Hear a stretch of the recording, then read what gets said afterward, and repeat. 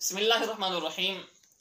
वइज़ फ़रक़ना बिकुमुल बहर फ़अनजयनाकुम व अग़रक़ना आला फ़िरऔन व अंतुम तंज़ुरून। जब हमने दरिया को, समंदर को तुम्हारे लिए चीर दिया, फ़अनजयनाकुम, और हमने तुम्हें नजात दी, व अग़रक़ना आला फ़िरऔन, और फ़िरऔनियों को हमने गर्क कर दिया, व अंतुम तंज़ुरून, और तुम देख रहे थे, अपनी आंखों से देख रहे थे ये सारा मंजर।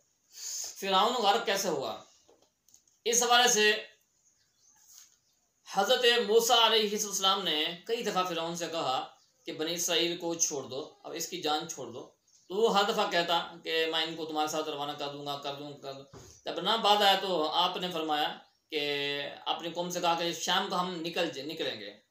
तो आप ऐसा करें कि जो फ़िरौनी हैं उनसे उधारे कपड़े और ज़ेवरात ले लें। तो बनी इसराइल के लोगों ने उनसे ज़ेवरात, क्योंकि वहाँ साथ साथ रहते थे, ज़ेवरात और उधारे कपड़े ले लिया। तो रातों रात ये लोग, ये सारा का सारा बनी इसराइल का ये सारा लश्कर यहाँ से निकल पड़ा। जब ये निकलने के बाद ये जब दरिया पर पहुंचा तो फ़िरऔन को पहले खबर हो गई कि बनी इसराइल घर से निकल चुके हैं। तो उसने कहा कि जैसे ही सुबह मुर्ग अजान देगा तो हम इनका पीछा करेंगे।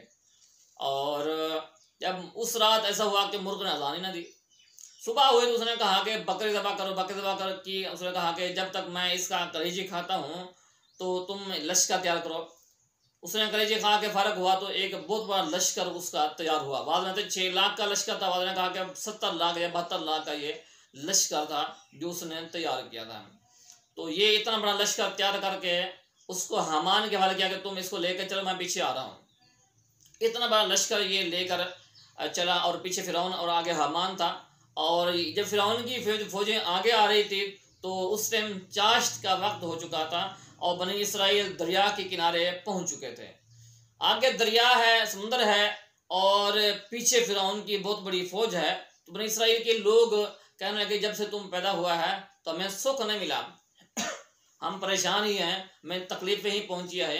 तो आगे हमारे समंदर है, पीछे फ़िरऔन की फौज है, ना आगे जा सकते हैं ना पीछे जा सकते हैं, अब तो हम मारे ही गए। आपने कहा कि खामोश हो, सब्र करो, अल्लाह रब्बुल आलमीन को रास्ता निकाल देगा। तो अल्लाह रब्बुल आलमीन ने फिर हुक्म फरमाया कि अपना जो आसा है ना, वो डंडा जो आपके हाथ में है, पानी पर मारो। तो आपने पानी के बाद डंडा जो मारा तो पानी जम गया, रास्ते बन गए, कितने पहाड़ जितने खुले कुशादा रास्ते बन गए। तो इस तरीके से वो बनी इसराइल के लोग उन रास्तों से अपने सवारियों समेत वहाँ से गुजर गए। जब ये पार हो गए तो फ़िरऔन भी अपने लश्कर को लेकर वहाँ पर आ गया किनारे पर। जब देखा, और फ़िरऔन के लश्कर में कोई भी घोड़ी नहीं थी, सारे घोड़े थे।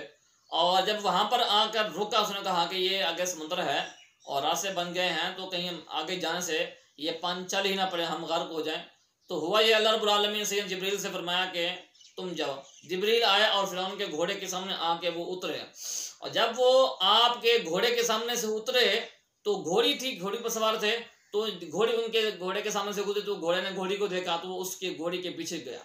जब फ़िरऔन आगे गया तो उसकी लश्कर ने कहा कि फ़िरऔन जा रहा था, हम भी जाएं। तो इस तरीके से वो सारा लश्कर रवाना हो गया। आगे से जिब्रील थे, पीछे से मिकाइल थे, वो जिनको हाँक रहे थे। जब ये पूरा लश्कर फ़िरऔन का समंदर के वस्त में गया, दरमियान में गया, अगला निकलने को था तो अल्लाह रब्बुल आलमीन ने फिर फरमाया कि आप पानी छोड़ दो। जब पानी छोड़ा गया तो उस टाइम फिर ये जो फ़िरौनी थे ये सारे के सारे गर्क हो गए। अब फिर जो बनी इसराइल के लोग थे, अब ये रास्ते में जब जा रहे थे तो उन्होंने कहा कि भाई हम तो जा रहे हैं, पता नहीं दूसरा लश्कर, दूसरा जो कबीला है उसको क्या बनेगा। तो उन्होंने कहा भाई हमारा जो साथी हैं वो उनका क्या बना है। उन्होंने कहा वो भी ठीक हैं। कैसे ठीक हैं, हमें बताया जाए, देखते हैं।